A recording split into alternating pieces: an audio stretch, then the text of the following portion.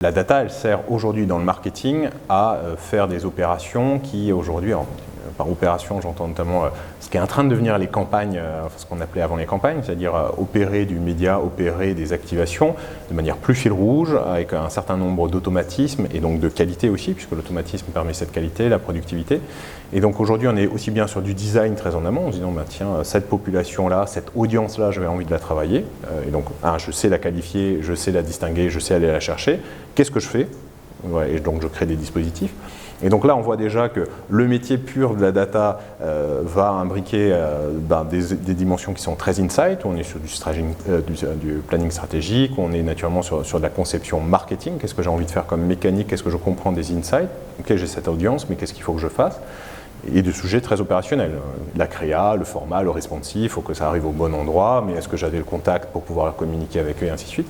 Et on se rend compte que naturellement c'est l'imbrication des deux qui va faire qu'il y a du reach ou il n'y a pas de reach et que les choses se passent bien. Donc en fait dans le marché de la data, on se rend compte que c'est un marché qui n'existe pas pour lui-même, il existe naturellement par sa capacité à actionner des choses, soit de prendre des décisions, et là on est sur le métier de la BI de manière historique, soit dans des métiers de marketing automation et d'activation média, programmatique par exemple, où on a tous les autres métiers qui vont venir s'imbriquer. Aujourd'hui, les équipes créa, elles font plus de la créa, elles font de la créa qui est capable de prendre en input des éléments de data. Si, en effet, j'ai un chrono parce que c'est X heures avant la vente. Si je suis géographiquement localisé, c'est pas la même créa. Tout ceci, naturellement, les équipes créa doivent le considérer et l'envisager dès l'amont. De manière générale, on va se dire que tous les sujets data viennent par porosité relifter les anciens métiers. Et puis, ils ont créé ou renforcer des métiers qui étaient assez mal, je dirais, considérés, notamment tous les métiers de l'analyse, puisqu'aujourd'hui on a les possibilités d'analyser beaucoup plus vite et de manière beaucoup plus fréquente, de pouvoir ajuster aussi le tir.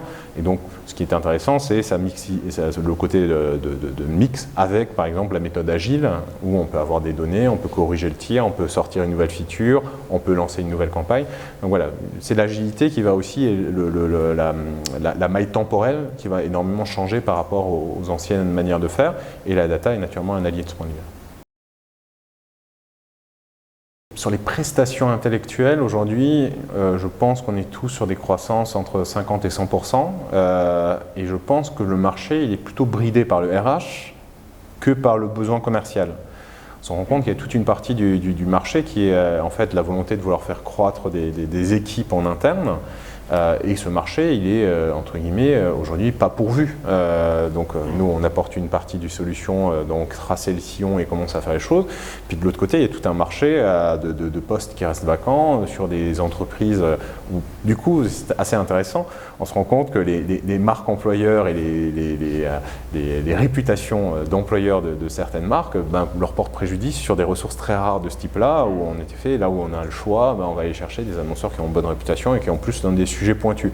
Donc c'est pas évident et on se rend compte que mécaniquement on a un marché qui est demandeur, donc il pourrait y avoir plein d'effets indus et notamment le premier, le plus court terme, c'est quand même qu'il y a maintenant, je pense, des parcours qui se structurent en université et en école, sauf que ça veut dire que dans 2-3 ans, on aura des volumes qu'on doit aujourd'hui compenser par la formation continue, éventuellement des sujets d'essayer de redéfinir. Nous, on essaie au maximum, par exemple, d'avoir des missions qui permettent de décanter, d'avoir les bons outils pour éventuellement viser un profil de moindre, je dirais, ambition en termes de seniorité, parce que sinon notre client annonceur il ne trouvera pas, et s'il ne trouve pas, globalement on le laisse un petit peu au milieu du désert ou on le rend dépendant de notre prestation, ce qui n'est pas la marque de fabrique de la maison.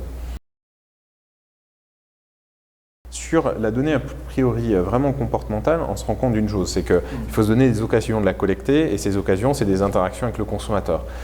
Or, toutes les marques n'ont pas été pensées, n'ont pas eu pour ambition d'avoir des interactions fréquentes et des interactions pas forcément marchandes. Parce qu'on se dit, si je suis au contact du consommateur, il faut lui vendre un truc. La réalité, c'est qu'aujourd'hui, c'est bien différent. Et on se voit bien que les gens qui sont dans nos poches, qui sont des applications et des services, on leur achète de temps en temps quelque chose, mais très souvent on ne fait que interagir avec elles. Donc on pense au modèle publicitaire qui est naturellement un modèle à considérer, mais de manière générale, la collecte de la donnée, elle ne peut avoir lieu que si je suis en contact et que j'interagis avec le consommateur. Et donc repenser mes produits de sorte à en faire des produits à souscription, des produits à type abonnement, des produits où il y a de la récurrence de contact, enfin de la fréquence de contact. J'avais comme ça un client qui avait inventé l'URM, donc qui était revu le RFM à la notion d'utilisateur et de fréquence de contact. Et donc c'est intéressant parce que en effet, il se dit mon business ira mieux et je le maîtriserai mieux le jour où je suis certain d'avoir régulièrement des clients / utilisateurs, parce qu'en effet, de temps en temps, ils ne sont que des utilisateurs, il n'y a pas de dimension de clientèle, de manière fréquente. Et donc, il faut se créer les opportunités, il faut remanier le produit, il faut remanier les services. On peut penser, par exemple, à tous les acteurs de l'énergie qui, eux, se disent « c'est super, c'est génial, mais je les vois une fois dans le mois au mieux quand ils viennent voir la facture d'énergie ». Donc, la question, c'est comment je bascule du côté de la domotique et comment je deviens un outil de conseil au quotidien sur mieux consommer, mieux dépenser ou, entre guillemets, mieux préserver l'énergie. Donc on pense à Linky, on pense à d'autres dispositifs d'objets connectés. Donc les objets connectés, c'est une manière de le faire. Il y a de manière plus générale une réflexion à avoir qu'est-ce que je peux devenir dans le quotidien du consommateur. Est-ce que je suis une marque? À une époque, il y avait le même sujet sur le social. Est-ce que je suis une marque sociale? Je ne suis pas une marque sociale. Mais là, est-ce que je suis une marque qui peut, entre guillemets, trouver de la place dans le quotidien du consommateur ou pas? Et ça nécessite des modifications du parcours et de l'offre qui sont très engageantes pour les entreprises. C'est changer de business model, voire donc pour certains, créer une start-up interne qui va porter une nouvelle marque, une nouvelle promesse et qui progressivement va devenir plus grosse que la marque elle-même parce qu'en effet, l'ambition, c'est bien de préparer la suite ou de préparer des suites, puisqu'il peut même se trouver lieu qu'il y a plusieurs axes à développer et à construire. C'est nouveau parce que la data a ouvert ça en disant si vous restez sur votre ancienne manière de faire du produit, du service avec le consommateur, il n'y a pas de raison que naturellement il y ait plus de contacts, il n'y a pas de raison qu'on collecte plus de données. Si vous voulez avoir plus de données, il faut changer tout et notamment changer très en amont votre manière de concevoir la relation avec le consommateur. Il y a un sujet de valorisation. Déjà se dire ça a de la valeur, donc j'ai investi, j'ai modifié les parcours pour en collecter plus et plus je modifie ma collecte, meilleure ma data est. Et après, il y a la partie, ok, je m'en suis servi en interne, ça m'a permis de faire des gains de productivité, des gains d'efficacité commerciale. Maintenant, est-ce que ça peut intéresser quelqu'un d'autre? C'est ce que je disais une fois dans une des conférences Remix, c'est la data est toujours plus verte chez le voisin. Donc la question, c'est qu'est-ce que mon voisin a comme data qui pourrait m'intéresser? La first party, c'est bien. La seconde partie, ça peut être mieux dans certains cas. Et notamment pour distinguer en amont du moment de vie qui m'intéresse, moi, qui est naturellement un détecteur de signaux très early. Et on se rend compte que naturellement, sur des moments classiques, la naissance, du déménagement ou autre, il y a forcément assez souvent des gens mieux positionnés que nous, qui ne sont pas des concurrents, qui sont donc des partenaires potentiels et qui pourraient, s'ils s'en donnent les moyens, devenir des gens avec qui il doit y avoir un échange. Après, aujourd'hui, ça reste un marché relativement balbutiant. Pourquoi? Parce que naturellement les gens se sont crispés, le sujet de la data est devenu stratégique, on aura parlé de data leakage, il y a le RGPD, donc les gens font attention. Donc j'aurais tendance à dire c'est des projets assez qualitatifs, ils ne sont pas quantitatifs au sens où je cherche 10 000 partenaires, je vais en choisir quelques-uns. C'est pas plus mal, et notamment dans l'esprit du respect des RGPD, ça permet d'avoir des vrais échanges sur qu'est-ce qu'on propose au consommateur pour qu'il soit l'allié de ce seconde partie, parce que seconde partie dit quand même que le mec qui exploite en face, il doit apporter quelque chose au consommateur. Si le consommateur n'a aucun intérêt à accepter que ces données soient transmises aux voisins, il ne va pas le faire, ou en tout cas il ne va pas nous en donner le consentement, ou on risque de prendre des risques inconsidérés. C'est un sujet aujourd'hui où on se rend compte que sur tous les sujets data, il y a la question de la collecte et de la structuration d'un référentiel. En fait, les data clients, elles étaient plus ou moins disséminées dans plein de systèmes. On a mis des RCU, donc référentiel client unique.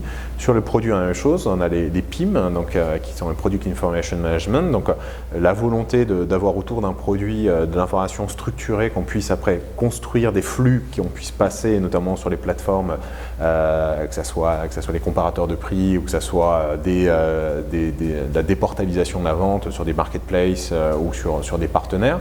Donc on se rend compte qu'aujourd'hui, on a besoin de penser l'IT et nos infos mode API. Donc il faut pouvoir naturellement transmettre vers l'extérieur. Mais la question, c'est qu'est-ce qui l'alimente? Et naturellement, quand on regarde de l'autre côté du tuyau, on se rend compte que de notre côté, on n'a pas fait le travail d'avoir le référentiel, d'avoir défini du coup les informations nécessaires, de les avoir produites. Et là aussi, on se rend compte que dans beaucoup d'entreprises, le seul endroit où on a des informations produites de manière systématique, c'est dans le système ERP. Or, le RP n'a pas de finalité commerciale, n'a pas de finalité d'être montré à un consommateur. Maintenant qu'il y a beaucoup plus de marques, notamment parce que c'est les marques via les marketplaces se rendent compte en fait qu'ils n'avaient pas cette info. Moi, j'ai accompagné des marques, elles sont allées sur les marketplaces via leurs grossistes, et en fait, c'est les grossistes qui faisaient les fiches produits. Donc, autant se dire que le grossiste avait un intérêt assez limité à passer beaucoup de temps à faire des fiches de qualité. Et en fait, c'est la marque qui s'est dit, non, mais c'est de ma responsabilité aujourd'hui de maîtriser ma plateforme de marque, les infos sur mon produit. Et ils se rendaient compte que en fait, même sa matière n'avait jamais été produite en tant que telle, puisqu'ils avaient très souvent de la documentation pour un grossiste, mais qu'ils n'avaient pas de la documentation pour un consommateur final. Donc en fait, il y a tout le processus de production, il y a le référentiel, donc il va être la couche technologique au milieu, et puis il y a surtout la réflexion sur tout ce que ça permet et que ça ouvre comme opportunité. Ok, je vais pouvoir pousser des flux, je vais pouvoir me connecter sur des plateformes, je vais potentiellement pouvoir vendre en direct si en plus j'outsource à la logistique. Donc ça, c'est sur une information, j'aurais tendance à dire, très produit.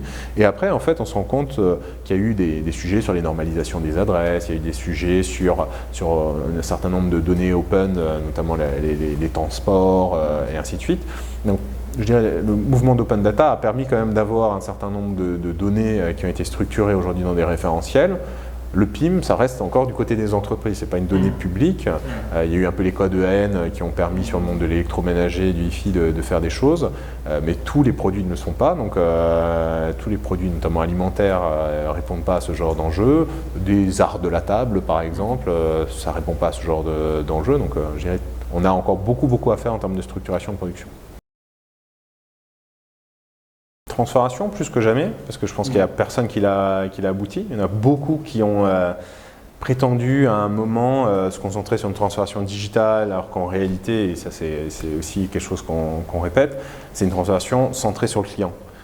Qui va permettre de générer de la data d'à côté, qui va tirer profit des opportunités technologiques pour améliorer en effet la relation avec le consommateur, mais c'est vraiment se concentrer sur le consommateur. Et on se rend compte que la plupart des orgas ne sont pas du tout centrés sur le consommateur, la plupart des orgas sont centrés sur les métiers historiques, très décantés, et ça aujourd'hui, à date, il y a très peu d'organisations qui, au-delà de quelques projets emblématiques dans l'entreprise, ont vraiment pris le choix de se relifter en profondeur et de se remettre en question à cette échelle-là.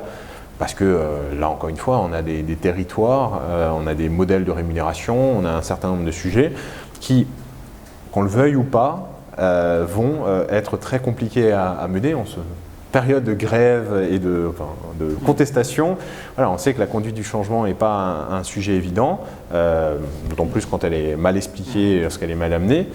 Se dire que dans une entreprise, on serait rationnel et on a compris que si on ne se transforme pas, ça ne va pas. C'est faux. Un truc que je dis souvent aux étudiants, c'est allez dans une entreprise et vous verrez ce que c'est l'irrationalité. Les gens qui sont là, malheureusement, pas vraiment pour modifier l'entreprise, mais qui sont surtout là pour prendre le projet qui paraît le plus sexy à portée de main parce qu'ils ont une carrière à gérer avant de transformer un acteur. Et parce qu'ils savent très bien qu'il y a beaucoup de coups à se prendre et peu finalement de gloire à en tirer. C'est un peu malheureusement aussi comme nos politiques, il y en a un qui initie le mouvement et en fait les impacts sont à 3, 4, 5 ans et c'est à la fin de la mandature, c'est plus tard que l'autre récupère les fruits.